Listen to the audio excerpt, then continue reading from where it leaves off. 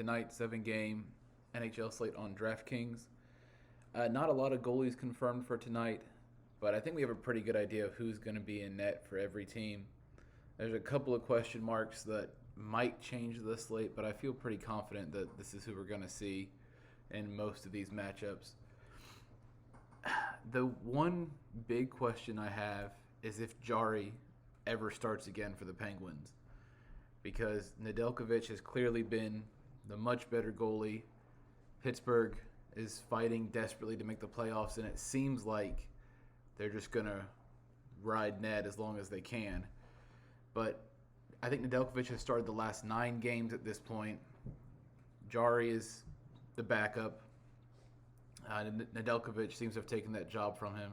I just wonder if at some point Pittsburgh is going to give Jari a start to close out the season so Ned doesn't play every single game. But Jari has been so bad lately that if he were to get the start, it makes Boston jump to the best offense to target on the slate. That's how bad Tristan Jari has been recently. So right now, I'm working under the assumption that they're going to play Ned, realizing that he gives them the best chance to win, and they need every point they can get to round out this season and try to make the playoffs. So I'm going to project Ned to start. Just keep in mind, if it gets announced that Jari is in net, Boston becomes a much, much better team to target. So as it stands, the highest targetability score belongs to Edmonton with a questionable Connor McDavid. If I had to guess, I'm going to say that he's out again. He didn't play last night, obviously the second night of a back-to-back. Hard to imagine he's much better tonight than he was last night. So I'm assuming McDavid's going to be out, which is not reflected in this score, but obviously that hurts Edmonton's offense as a whole. Last night, they didn't look anywhere near as explosive, had trouble even generating shots. Nugent Hopkins looked good on the top line.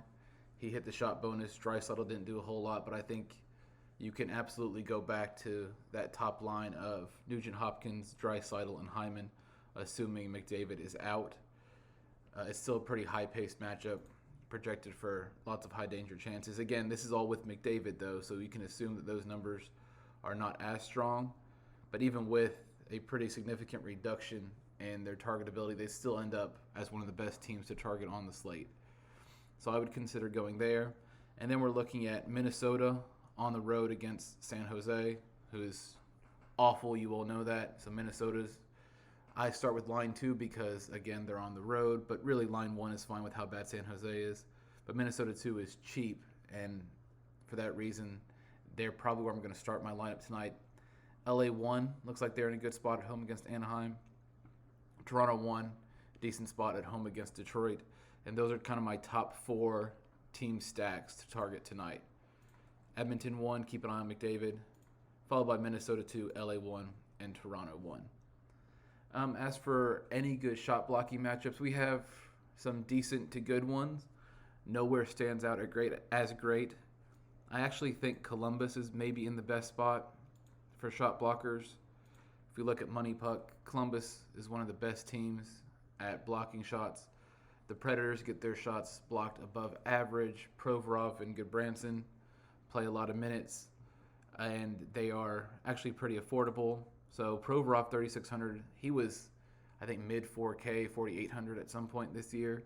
Goodbranson, 3,300. Not bad prices at all. I think they're in the best shot blocking matchup. Boston, Carlo and Peak. Their main value is blocking shots, and it's a good matchup for them, so I like them in the 3K range. San Jose's in a pretty good spot, too. You can go to Thrun or Ruda, who have both been playing over 20 minutes and blocking a decent number of shots. And then Montreal is also a good shot-blocking team. Jordan Harris is 3K. He's been blocking a lot of shots. David Savard didn't make the list because he's 4,100, but his main value is eating up minutes and blocking shots, too. But again, he's not cheap enough to make my cheap shot blocking defenseman column here. As for goalies tonight, Jesper Wallstedt looks pretty good. He seems to be mispriced. He's min-priced for a goalie at 6,500. Should be getting the start tonight against one of the worst teams in the league. I think you can play him, or if you didn't want to play him, you could play Jesper Wallstedt. Or my third choice is Jesper Wallstedt, and then I think finally I'm looking at Jesper Wallstedt tonight.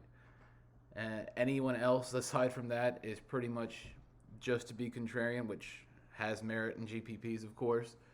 But I think if you start with a Minnesota 2 stack and you lock in Wallstedt, then you can go pretty much anywhere you want. You can use Matthews from Toronto 1. You can use almost a full stack for Toronto 1 or even Toronto Power Play 1, which is not often to get because they're so expensive.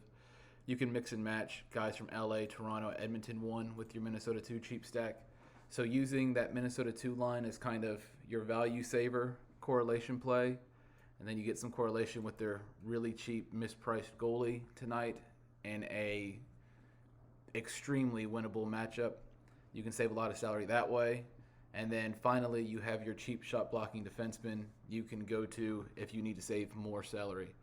So we get a lot of flexibility in our lineup construction tonight with so many viable cheap options in goal, on the blue line, in team stacks, that I think you can feel good about rostering some of the more expensive plays like Austin Matthews, who I don't often get to roster because he's typically over 10K. So it should be a fun night. Again, not playing Wallstedt is going to be probably the biggest way to get contrarian. He just stands out as clearly the best value goalie play. Probably not just tonight, but one of the best you'll ever find, because min price for a goalie going against one of the very worst teams in the league is a hard spot to beat. This model will be linked down in the description of this video. As we get news on confirmed goalies, I'll update it, and if there is anything that changes, it may affect the targetability of a team, so keep an eye on that. Last night, it looked like Wallstedt was going to start. That made Vegas 1 look really good, and then Fleury got the start anyway. But Wallstedt starting tonight only helps us for tonight's slate. Again, let me know if you all want to add anything to this model, any other stats or data that you think would be helpful for making your lineups.